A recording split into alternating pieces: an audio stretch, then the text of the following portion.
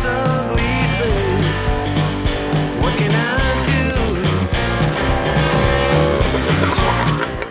When did I start getting into motorbikes? They were always in my life because Dad was into his motorbikes, so this garage is always full of something that he was tinkering on. But I didn't myself get into them until about sort of 10 years ago, when I had to give up surfing. I needed to sort of transfer my free time onto something else, so that filled the gap quite nicely for me. Belstaff mean to me, for me it's, again, it means Dad. You know, Dad used to wear his Belstaff everywhere. That was, growing up as a kid, that was his go-to jacket. So yeah, for me it's about childhood, it's about growing up, it's about family. This is Dad's original jacket. This is the one that he lived in pretty much 24/7 as I was growing up. Dad was quite short compared to me, so there's just no chance I can wear this jacket, which is so frustrating because it's quite simply beautiful and it's so warm. Very old and tatty, but it's 1940s Belstaff, and so that's the label that I couldn't quite make out. And then inside, so that's what sent me down the path of investigating Belstaff jackets, and yeah, I fell in love. Absolutely fantastic brand. It's got the old badges on it. That's Dad's old motorbike club, the Ilfracombe district, and the 59 club again, obviously.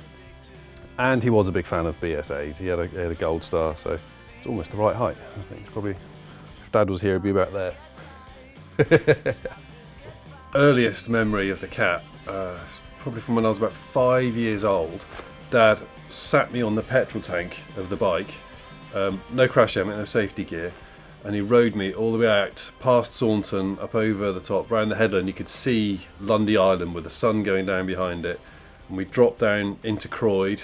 We stopped off ice cream with clotted cream on it, had that, and then he rode me back home up over that top road, and just sat there on the petrol tank with the sound of the two-stroke engine thumping away and the smell of the oil and the petrol.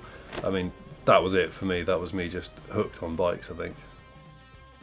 The story of the cat and how it ended up under the floorboards. Dad had a lot of motorbikes. This garage was full, you know, Grees and BSAs and various other bits and pieces, and the cat. But sadly, so when I was about 20, Mum and Dad split up, and Dad had to move out and sort of size down all of his stuff. So his motorbikes, he sold them all off, and they kind of all disappeared pretty much overnight, including the cat. So we all assumed that he'd sold the cat because, you know, they all disappeared at the same time. But although they split up, Mum and Dad decided to keep the family home just in case either myself or my sister wanted to buy the house at a later date. So fast forward about 20 years, and my wife and I were in a position to buy a house, and we liked this house, so we thought, okay, well, you know, we'll go for it. So we made them an offer, they were happy, we moved in, and it was probably 4 years later, my brother-in-law came down, and he came down on this amazing sort of cafe racer that he'd built out of this crazy Russian bike that he pulled out of a hedge somewhere. And it was gorgeous, and I was quite jealous. I was like, oh, that's a nice project. And my dad happened to pop in for a cup of tea, and I said to him, I said, oh, I'm really quite jealous of Max. He's just built this amazing cafe racer. I've always wanted to build a bike. And without any kind of hint of irony, he looked at me, his eyes lit up, and he went, oh, you can rebuild the cat. I'm like, what do you mean rebuild the cat? It's like, it's been sold, it's gone. He goes, no, it's not sold. It's at home underneath your floorboards.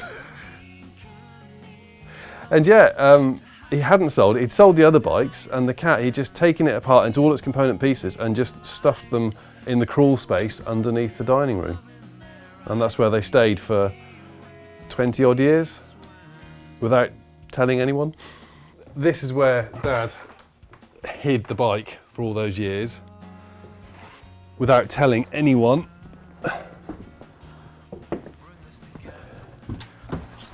That's where the dog gets scared.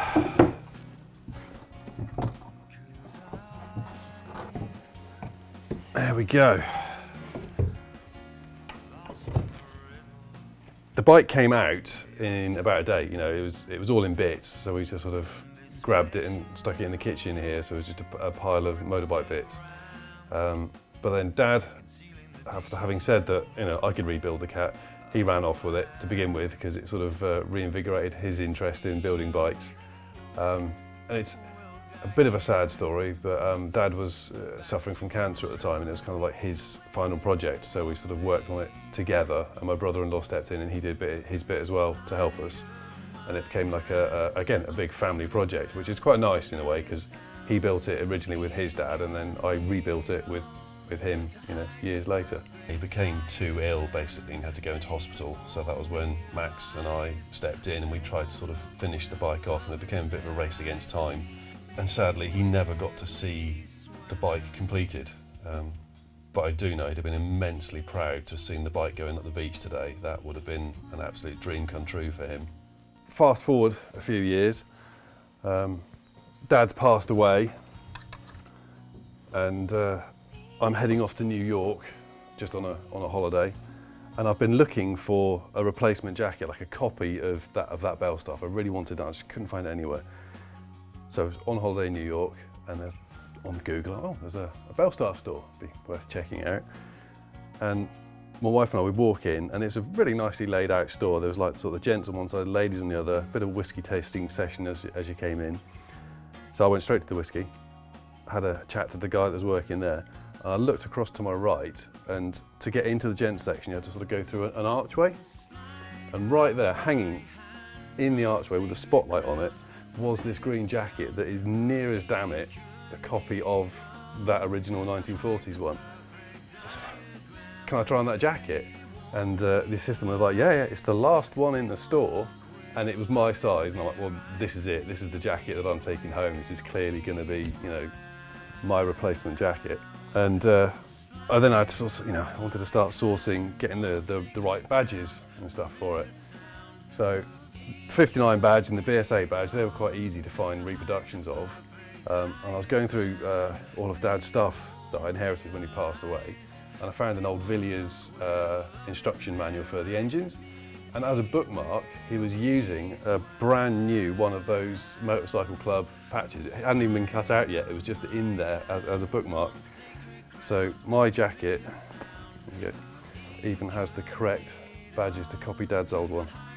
Riding on the beach, yeah, that's a very emotional experience, I have to say. Taking the cat down and riding down there, knowing that's where Dad had been when he was younger, and just seeing that open expanse of sand that goes on for miles, and you've just got the freedom that you can't experience anywhere else.